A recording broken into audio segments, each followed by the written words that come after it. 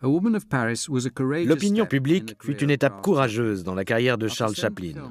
Après 70 films où il était apparu en personne, dans chaque scène, il réalisait un film où il ne faisait qu'une apparition de quelques secondes, méconnaissable, dans une simple figuration, un porteur de bagages. De plus, jusqu'alors, chacun de ses films avait été une comédie, mais l'opinion publique est un drame romantique. Cela n'a pas été une impulsion soudaine. Il y avait déjà longtemps que Chaplin voulait s'essayer à réaliser un film dramatique. En fin de compte, à l'origine de l'opinion publique, il y a 3 femmes. Tout d'abord, Edna Purviance, qui avait été sa partenaire idéale dans plus de 35 films. Il lui semblait pourtant qu'Edna était devenue trop mûre pour jouer dans des comédies. Il décida de faire un film pour la lancer dans une nouvelle carrière d'interprète dramatique. C'est à ce moment que la 2e femme entra dans sa vie, Peggy Hopkins Joyce. Ce n'était pas une femme de Paris, pour reprendre le titre original, mais la fille d'un barbier né en Virginie. Très jolie, elle avait fait une carrière très profitable en épousant des millionnaires, puis en divorçant. Il n'y a guère de doute qu'elle pensait ajouter Chaplin à la liste de ses conquêtes. Au contraire, c'est Peggy qui a été exploitée par Chaplin. Il était fasciné par ses histoires hautes en couleurs. Elle avait été la maîtresse d'un riche éditeur parisien. Un jeune homme s'était tué par amour pour elle.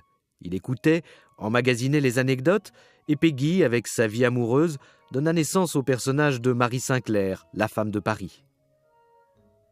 Sa 3e inspiration fut la fascinante et fougueuse actrice Paula Negri, originaire de Pologne et qui venait d'arriver à Hollywood.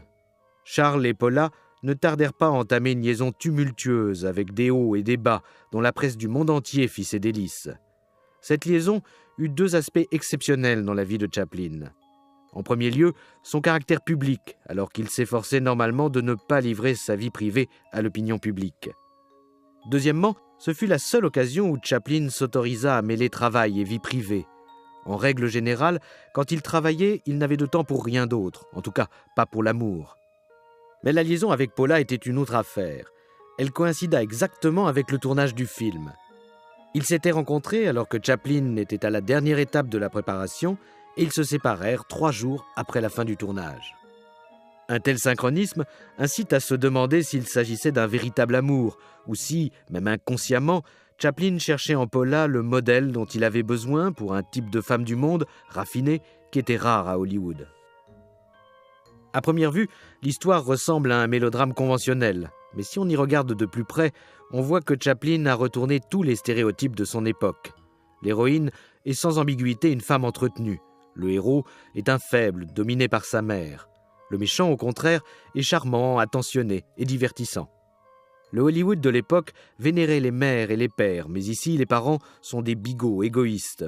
Ce sont eux qui déclenchent la tragédie.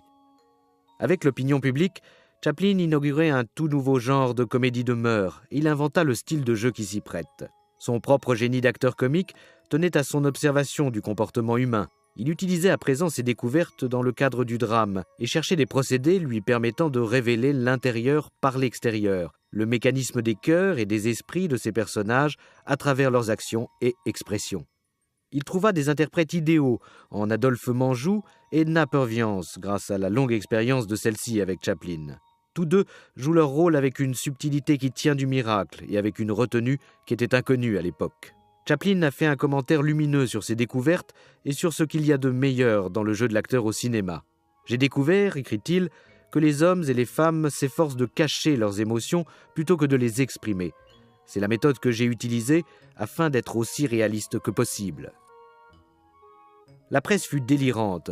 Ni Chaplin ni personne d'autre n'avait jamais reçu d'éloges aussi unanimes pour un film. Le public, hélas, ne partagea pas l'enthousiasme des critiques. Jamais à cette date, un film de Chaplin n'avait aussi mal marché.